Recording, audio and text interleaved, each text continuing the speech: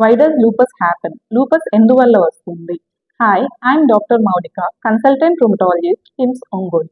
Lupus రావటానికి ఒక single reason ఉండదు. కొంతమంది పీపుల్లో జెనెటిక్ టెండెన్సీ వల్ల, అంటే ఫ్యామిలీలో కొన్ని జీన్స్ వల్ల లూపస్ వచ్చే టెండెన్సీ అన్నది ఇంక్రీజ్ అవుతుంది.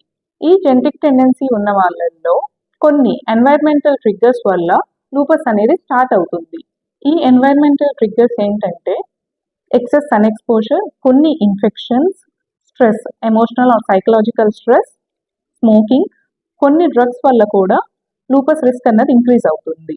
ఈ ఎన్వైర్మెంటల్ ట్రిగ్గర్స్తో పాటు జెనెటిక్ టెండెన్సీ ఉన్న వాళ్ళకి ఓవరాల్గా ఇమ్యూన్ సిస్టమ్ అన్నది యాక్టివ్ అవుతుంది. ఈ యాక్టివ్ అయిన ఇమ్యూన్ సిస్టమ్ ఎక్సెస్ ఆటో యాంటీబాడీస్ని ప్రొడ్యూస్ చేస్తుంది. ఈ యాంటీబాడీస్ అన్నవి వేరియస్ ఆర్గన్స్ మీద అటాక్ అవుతాయి.